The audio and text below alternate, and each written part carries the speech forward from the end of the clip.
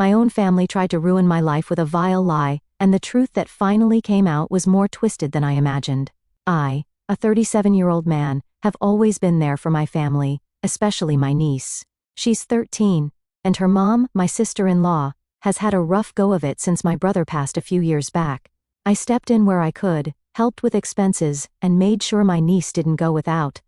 I never thought twice about it. Honestly, family's family, right? Anyway, the day this all went down started like any other. I was heading home after a regular day at work, looking forward to putting my feet up and maybe watching some TV, but as soon as I walked through the door, I noticed something was off. My phone was ringing non-stop. I checked it and saw a few missed calls from my sister-in-law, and some messages too, though none of them made much sense. She just kept saying, "You need to pick up, it's serious and you're in trouble." No context, nothing. Now, I'll admit I brushed it off at first. I figured it was some drama with her finances or whatever. She'd been in and out of financial messes lately, and I'd had to bail her out before, so I ignored it. Figured I'd call her back later once I'd settled in. But then, maybe an hour later, I got another call, this time from a blocked number. I answered, figuring it was some scam call, but then the person on the other end said, "Hello, is this my name? This is Detective so-and-so. We need you to come down to the station." That got my attention. I can't even explain the dread that crept up. It's that feeling where you know something's seriously wrong and you have no clue what it is, but your gut is just screaming at you. I asked what was going on, but they wouldn't tell me anything over the phone, just insisted I come down as soon as possible. So, I grabbed my keys and went straight to the station, trying to mentally run through every possible reason I could be there. But I couldn't come up with anything that made sense. When I got there, they led me into one of those cold, sterile rooms with a metal table and chairs, and the whole atmosphere made me feel like I was in some bad crime show. The detective sat down across from me, looking dead serious, and asked if I knew why I was there. I said no, but by that point my mind was racing, trying to piece together what the hell was going on. Then he told me. He said my niece had come forward with some serious accusations against me. I didn't understand at first, just blinked at him, trying to process, but when he repeated himself and explained exactly what she was claiming, I felt like I'd been punched in the gut. She was accusing me of something I wouldn't even repeat out loud, something that honestly made my skin crawl just hearing it. I was stunned, completely frozen in shock. My first instinct was to deny it, of course. I told the detective this had to be some kind of mistake, that I'd never do anything like that, and that I couldn't believe she'd say something so horrible. I mean, this was my niece, a kid I'd practically helped raise since her dad passed. It just didn't make any sense. But here's the thing. The detective was looking at me like I was guilty right off the bat, like he'd already made up his mind. He said they had already started an investigation, and that things weren't looking good for me. Apparently, they'd talked to her mother too, and she was fully supportive of her daughter. Hearing that stung, but it also confused the hell out of me. I mean, why would my sister-in-law just back this up? Where was all this even coming from? At that point, I was panicking. It's one thing to have someone make accusations behind your back, but to hear it from a detective while you're sitting there in an interrogation room is a whole other level of fear. He kept pressing, asking if I had anything to hide, if there was anything I wanted to come clean about. I was starting to feel like I was losing my mind, like this was all some sort of nightmare I couldn't wake up from. Eventually, he asked if they could search my house. He made it sound like I didn't have a choice, so I agreed. I mean, I had nothing to hide, and at that point I just wanted to do whatever I could to prove my innocence. But the idea of them going through my home, combing through everything like I was some sort of criminal, made me sick. After hours of questioning and waiting around, they finally let me go, but they didn't really clear anything up. The detective just told me to stay available and that they'd be following up soon. I left that station in a daze, my mind spinning with questions I didn't have answers to. How did things come to this? Why would my niece say something so awful, and what the hell was my sister-in-law thinking, backing her up like that? When I got home, the reality hit me like a ton of bricks. This accusation could ruin my life, my job, my relationships, everything I'd worked for. It could all go down the drain because of a lie. I paced around my house, replaying the day's events over and over, trying to find some kind of logic to it all, but I kept coming up blank. My niece and I had never had issues. In fact, I thought we were close. I'd spent countless hours helping her, looking out for her, being there when she needed someone. It just didn't add up. That night, I barely slept. Every time I closed my eyes, I saw the detective's face, heard my niece's accusation echoing in my head. The sheer unfairness of it all gnawed at me, and I kept swinging between anger and disbelief. How could family betray you like this? Why would someone I'd trusted do something so cruel? I kept thinking there had to be some explanation, some misunderstanding that could clear all this up, but deep down, a part of me was starting to fear the worst. My sister-in-law, her behavior, her willingness to back up this lie, something about it felt too calculated, too purposeful. It wasn't just a misunderstanding or a mistake, it was starting to feel like an attack, a targeted attempt to ruin me. The next morning, I called in sick to work, too drained and distracted to even pretend I could get through a normal day. As I sat there, staring blankly at my phone, I realized I had a choice to make. I could try to push through, pretend this was all going to blow over, or I could start fighting back, digging into why they were doing this and exposing the truth. I didn't know what I'd uncover, but I was ready to find out. After that nightmare interrogation, I was left totally wrecked. I couldn't eat, couldn't sleep, couldn't focus on anything other than what my niece had said about me. I was trying to make sense of it all, but every thought just led to more frustration and confusion. How could a kid I'd helped so much suddenly turn on me like this? And why would my sister-in-law, my late brother's wife, back her up on something so out of line? The worst part was that the police hadn't just brushed it off after she'd said it. They were taking her seriously, investigating me as if I'd actually done what she claimed. The entire situation felt insane. I was just sitting there in my own home, my life now under a cloud of suspicion. Everything around me felt different, like my whole house was tainted somehow, and I couldn't shake the feeling that something darker was going on here, like there was some missing piece to all this I couldn't see. I couldn't shake the feeling that this wasn't just a kid saying something dumb. It felt planned, like there was a reason behind it, but what? Then, out of nowhere, I got a call from the detective handling my case. He told me they needed to bring my niece in for another interview, this time without her mother present. That caught my attention. I didn't know why they'd separate them, but if the police were thinking something was fishy, that was a bit of a relief. It was like a tiny crack of hope that maybe this whole thing would get cleared up. I don't know what went on in that room during her second interview. All I know is that a couple of hours later, I got a call that changed everything. The detective sounded different, like he was suddenly on my side. He told me that my niece had admitted to making the accusation up. I felt the air leave my lungs. She made it up. I mean, I wanted it to be false, obviously, since it was a lie, but hearing it confirmed was just something else. I felt a strange mix of relief, anger, and honestly, just pure betrayal. I asked him what she'd said, why she would lie like that.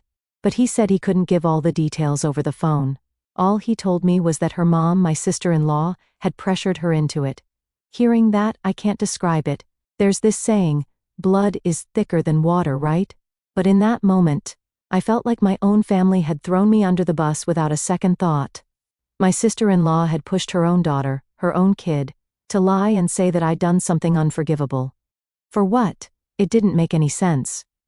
When I met with the detective in person, he laid it all out. My niece had confessed that her mom told her to make the accusation because they needed money, and my sister-in-law thought this would be an easy way to blackmail me.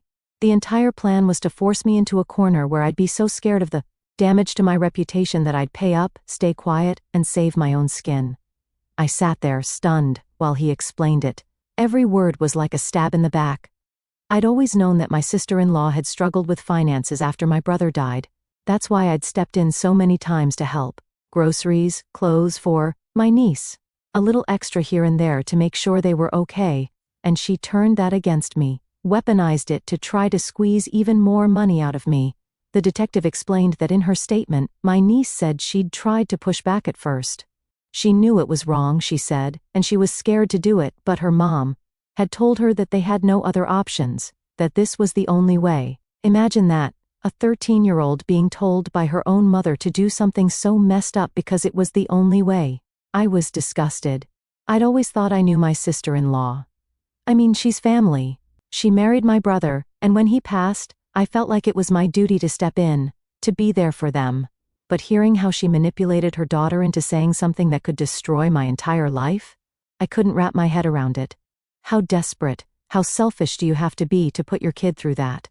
The detective asked if I had any idea she might be in such deep financial trouble. I told him honestly that she'd mentioned money issues a few times, but nothing ever that extreme. She was always vague about it, saying she might need a little help, that sort of thing. And yeah, I'd helped her out before, but I had no idea she'd gotten to the point where she'd turn on me like this.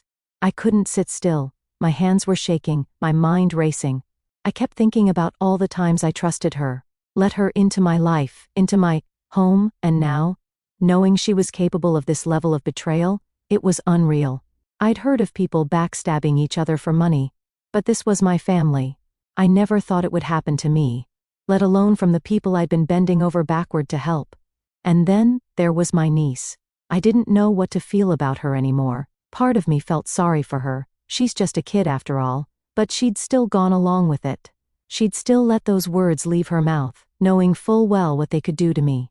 I couldn't stop picturing her face, the kid I'd helped raise, now forever associated with a lie that nearly shattered my life. The detective told me they'd follow up with my sister-in-law, but he couldn't guarantee anything. He said that even with my niece's confession, it'd be tricky proving the extent of my sister-in-law's involvement, especially if she tried to deny it. I was furious but also powerless. The thought that she might somehow dodge the consequences for all this made me feel sick. I thanked the detective, shook his hand, and left the station. I walked home in a daze, still trying to process everything. I felt like I was split in two. On one hand, I was relieved that my name was cleared, that the lie had been exposed. On the other, I was filled with rage and sadness. This was my family. My own flesh and blood had tried to ruin me for money. When I got home, I just sat there in silence, replaying every moment over and over. The relief of being proven innocent was there, but it was buried under layers of anger, betrayal, and hurt. I didn't know what to do next. All I knew was that things would never be the same again. After finding out the truth from the detective, I barely kept myself together. The fact that my sister-in-law had gone so far as to use her own daughter to frame me, it's hard to explain what that feels like. The shock, the anger, the betrayal, it all just hit me in waves. But at the core of it, I knew what I had to do. I had to confront her. There was no way I could let this slide without hearing her pathetic excuse for why she thought any of this was even remotely okay. I didn't even bother calling. I drove straight to her place, my mind racing the whole way. I kept thinking of every moment over the past few years, every time I'd helped her out, every dollar I'd given to make sure they were okay. And she turned around and did this. My blood was boiling, and I didn't even know what I'd say when I saw her. All I knew was that I needed answers. When I got there, she answered the door, looking surprised but not scared, which somehow made me angrier. Here she was, standing there like she hadn't just tried to ruin my life. I barely managed to hold myself back from exploding right then. Instead, I looked her dead in the eye and said, "We need to talk. Now?" She tried to play it cool, giving me a fake smile and asking if I wanted to sit down, like this was some kind of normal conversation. I wasn't having it. "Why?" I asked, cutting to the chase. "Why would you do this? Why would you push your own daughter to make up something that serious?" At first she looked taken aback, like she hadn't expected me to be so direct, but then she recovered and gave me this tired, dramatic sigh. "Look," she said, "you don't understand how hard it's been. I'm a single mother, and things have been really rough since your brother passed. You have money, and I don't, and—" "Stop," I interrupted. I didn't want to hear her excuses. "You tried to ruin my life. You told your daughter to accuse me of something disgusting. Do you have any idea what you were doing?" She crossed her arms and looked away, acting all defensive. "I didn't have a choice," she muttered, still not meeting my eyes. "You're well off, and we're struggling. I was desperate, okay? Desperate people do desperate things." I couldn't believe what I was hearing. Desperate people do desperate things? That's your reasoning? You thought dragging my name through the mud was an okay solution because you were low on cash, I practically yelled. "I've helped you every single time you've asked, and this is how you repay me?" She rolled her eyes, which only set me off even more. "Oh please," she said. "You act like you've done so much for us, but a few handouts here and there don't exactly solve all my problems. I needed real help." "Real help?" I couldn't stop myself from laughing at how absurd this was. "I've paid for groceries, clothes, school supplies, you name it. How much help were you planning to milk me for?" She stayed silent, but her jaw was clenched, and she finally looked up at me, clearly annoyed. "It's easy for you to say. You don't know what it's like, struggling day in and day out. I thought if I could just scare you a little, maybe you'd finally give us what we actually need." "Scare me?" The word echoed in my head. "You wanted to scare me into handing over money by having your daughter accuse me of something unforgivable? Do you understand how messed up that is, or have you lost all sense of reality?" Her face hardened and she said, "It wasn't supposed to go this far. I thought you'd just pay up quietly, maybe feel bad enough to help us out long term. You have to understand, I didn't mean for it to get out of hand like this." "Get out of hand?" I could feel my pulse pounding in my temples. "You told your daughter to accuse me of a crime. A crime. Did you even consider what this would do to me? Or what it would do to her?" She looked away again, not saying anything. It was like she'd built up this wall around herself where nothing could get through. She had no remorse, no sense of the destruction she'd nearly caused. She just kept muttering about how tough her life was, as if that somehow justified everything. "I trusted you," I said, trying to keep my voice steady. "I trusted you, and I trusted her. I've tried to be there for you both ever since my brother passed, and you used that against me. You weaponized your own daughter to try to blackmail me. Do you even hear yourself?" She huffed, finally meeting my gaze with an indignant look. "Fine, maybe it was a little extreme," she said, "but like I said, desperate times call for desperate measures." I shook my head, feeling a mix of anger and disgust that I couldn't put into words. "There's a difference between being desperate and being cruel," I said. "And what you did was downright cruel. You tried to ruin my life for money, and you dragged your own kid into it." She didn't respond, just crossed her arms and stared at the floor, like some petulant child who'd been scolded. I realized then that nothing I said was going to get through to her. She'd convinced herself that she was the victim, that her actions were somehow justified because she was struggling. "You know what?" I finally said, unable to hold back the bitterness. "We're done. Don't call me for money. Don't ask me for help. You're on your own from here on out." That seemed to snap her out of her sulk. She looked up, eyes wide, and started protesting. But what about my daughter? She needs stability. She needs a mom who doesn't use her as a weapon," I shot back. "And you clearly aren't that. You've made it pretty clear that you're willing to use her as a pawn if it suits you. So no, I won't be there to clean up your mess." She tried to guilt-trip me after that, saying I was being too harsh, that my niece shouldn't suffer because of her mistakes, but I'd had enough. I told her I wasn't backing down and walked out. For the first time, I felt like I was actually breathing. The confrontation didn't give me any closure though. If anything, I walked away feeling even more bitter. My sister-in-law had twisted things to make herself the victim, as if her struggles somehow justified everything she'd done. And the worst part was, she still didn't understand the damage she'd almost caused. I realized then that she didn't care about me or her daughter. She cared about getting what she wanted no matter what it cost. When I got home, I felt drained. I thought confronting her would bring me some kind of peace, but all it did was make me realize how deeply she'd betrayed me. It was like a switch had flipped, and I finally saw her for who she really was, a manipulative, selfish person who would do anything to get her way. I didn't know what would happen next, but one thing was clear: I couldn't trust her ever again. After that confrontation, I felt completely drained. I thought finally calling her out and cutting her off would bring me some kind of closure, maybe even peace, but if anything, I felt even more rattled. It was like I'd spent the whole time talking to a wall. She had no remorse, no real understanding of what she'd done.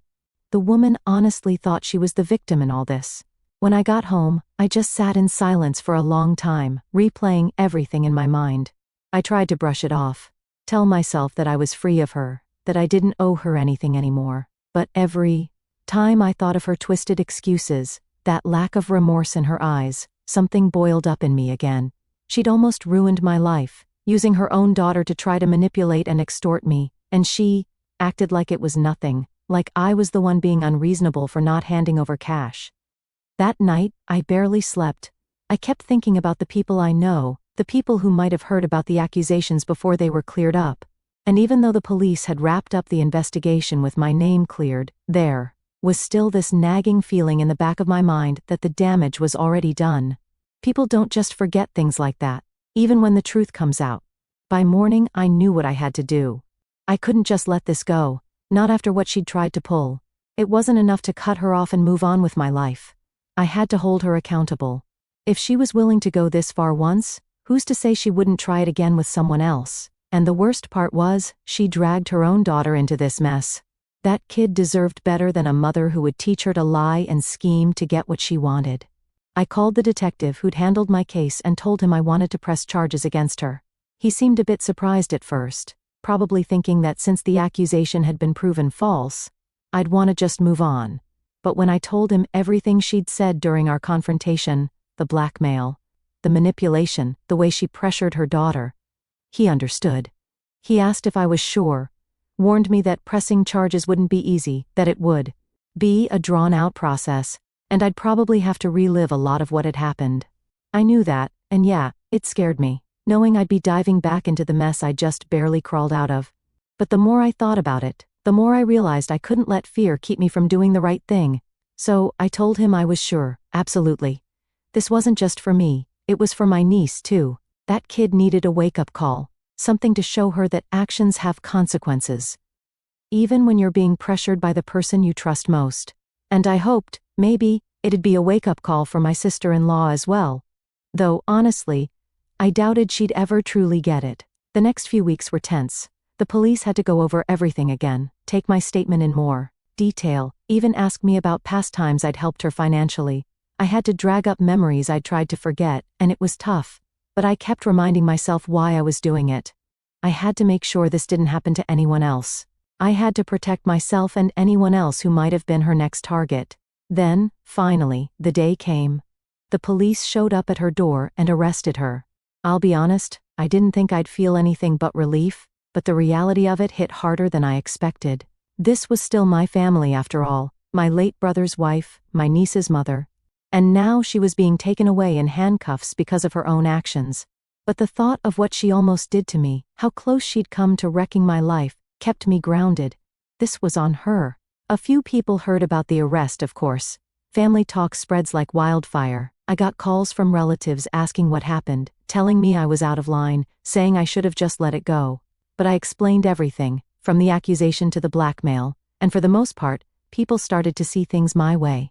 Some still thought I was harsh, but others were shocked, especially when they realized my sister-in-law had used her own daughter to try to get to me. One relative actually told me, "You're doing the right thing. People need to learn there are consequences." That gave me some comfort, knowing at least a few people understood where I was coming from. The day after her arrest, I found myself thinking about my niece. I knew CPS would be involved now, that she'd probably be placed somewhere temporarily. Part of me felt responsible for her, guilty even. But then I remembered she'd been manipulated too. I couldn't protect her from the consequences of her actions, but maybe this would be her chance to see things clearly, to understand that her mother's actions weren't okay.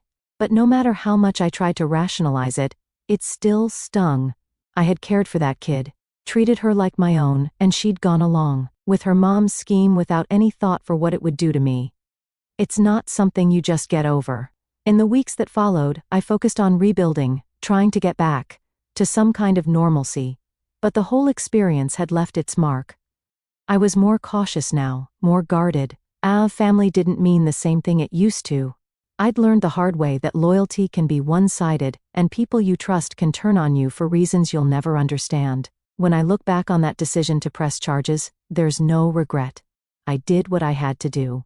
I protected myself, and maybe, in a way, I helped my niece too. I hope one day she'll realize that this was all because her mother took advantage of both of us. I hope it's a lesson she'll never forget. In the days after my sister-in-law's arrest, I felt like I was in this weird in-between place. Part relief, part regret, and a whole lot of anger that hadn't really gone anywhere. My family was pretty divided over what had happened. Some people thought I was completely in the right, and others thought I'd gone too far, pressing charges against her, that I should have just let it slide and moved on. It was funny in a way. Everyone had an opinion, but no one really understood what I'd been through. I tried not to let it bother me. At the end of the day, I knew why I'd done it. I couldn't let what she did go unpunished, not when she'd come so close to destroying my life. And honestly, I hoped it would teach my niece a lesson too. But even knowing that, it didn't make things easier. My family, the people I thought I could count on, felt like strangers now. Going back to work was strange for a while. I felt like I had this label stuck to me, like everyone could see what I'd been through, even if they didn't know the details. I know it was all in my head, but I couldn't shake it. I was hyper-aware of every interaction, wondering if people were thinking things or whispering behind my back. My boss and a few close friends knew what happened, and they were supportive, which helped, but it still felt like this heavy cloud was hanging over me. Every day, I'd replay everything in my mind, wondering if there was something I could have done differently. Could I have prevented this? Should I have been more cautious with my sister-in-law, maybe not been so trusting? It's weird, up until this mess, I'd always believed in being generous, especially with family, but now I couldn't help but question all of it. Had I been naive, too willing to help? I'd always seen myself as a good guy, but I started to realize that sometimes being the good guy just makes you an easy target. About a week after the arrest, I got a call from a family friend who'd heard bits and pieces of what went down. She told me that my niece was staying in a temporary foster home, and I felt a pang of guilt I couldn't ignore. I knew she'd been manipulated, that her mom had put her in an impossible position, but that didn't erase the fact that she'd gone along with it. It's hard to look past that. Still, hearing that she was alone in a foster home hit me. No kid should have to go through that. Even if they were part of something so messed up, part of me wanted to reach out, to offer some kind of support, maybe get in touch with her through CPS, or see if there was a way I could check in. But every time I thought about it, I just felt this wall of anger go up again. I wasn't ready to forgive, not yet. Maybe one day, but right then, the wounds were too fresh. And besides, I wasn't even sure what good it would do. She needed time to process everything, to understand the consequences of her actions, and I needed time to heal. Update: it had been a few months since everything had gone down with my sister-in-law, and, for the first time in a while, I was beginning to feel like things were stabilizing. I'd put a lot of distance between myself and the whole mess, and while I still felt betrayed, I was getting better at managing it, at not letting it control my every thought. Life was finally starting to feel normal again, or at least as normal as it could after something like that. Then, one afternoon, I got a call from an unfamiliar number. I almost didn't pick up. I'd been dodging random numbers for a while, figuring they were either telemarketers or family members trying to stir things up. But something about this one made me answer. The voice on the other end was calm, professional. "Hello, is this my name?" "Yeah," I replied, still a bit guarded. "Who's this?" "This is Sarah from Child Protective Services. We have your niece in our care and wanted to speak with you about a potential option." Hearing that, I felt a cold shock hit me, and I braced myself for whatever was coming next. She went on, explaining that my niece had been in temporary foster care since my sister-in-law's arrest. Apparently, they'd reached out to other family members, but either they hadn't met the criteria or weren't interested in taking her in. So, here they were, giving me a call to see if I would consider temporary custody. I don't know," I stammered, feeling a rush of emotions that I wasn't ready to face. "I'm not sure I'm the best option." Sarah was patient, letting me process everything. She explained that my niece's case was complicated, that she'd been through a lot with her mom, and that her environment hadn't exactly set her up for success. She sounded understanding, even sympathetic, like she knew how loaded this was for me. And maybe she did. She'd probably handled cases like this before. "Look," she said after a moment, "I'm not saying you have to decide right now. This is a difficult situation, and I understand there's been a lot of conflict. But as a family member, you'd have a chance to provide some stability for her, even if it's just temporary." I told her I'd think about it, and we agreed to talk again in a couple of days. When I hung up, I just sat there, staring at nothing, trying to wrap my head around it all. The idea of taking her in felt overwhelming.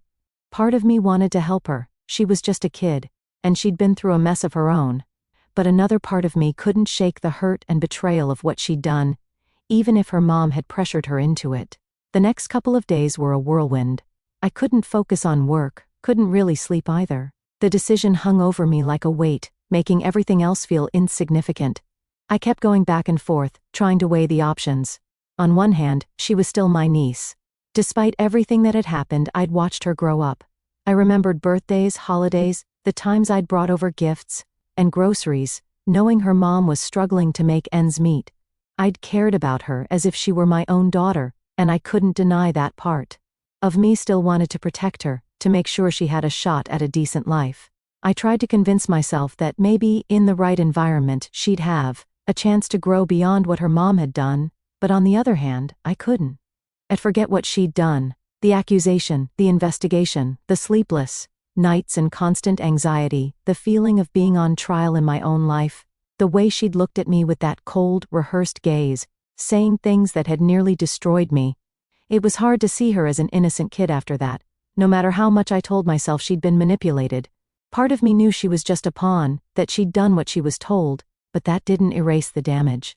My friends had mixed opinions. Some told me it wasn't worth reopening that wound, that it would be too painful, too risky to bring her into my life after what had happened. Others said maybe it was an opportunity to make a difference, that if I took her in, I could be the positive influence she needed to turn things around. But none of them knew what it felt like to have your whole life threatened by someone you thought you could trust. None of them had been through that level of betrayal. Finally, I agreed to meet with her. CPS arranged a supervised visit at their office, and I showed up, nervous and unsure of what to expect. When I walked in, she was sitting there, looking smaller and more fragile than I remembered. Her eyes flicked up to mine, and for a second, I saw a flash of fear, maybe even guilt. She mumbled a hi, barely looking at me. I sat across from her, unsure what to say. She looked different, more closed off, almost guarded. It was like she'd built up walls around herself. Walls I wasn't sure I could break through. But then I realized I was doing the same thing. I was sitting there, my guard up, every instinct telling me to protect myself.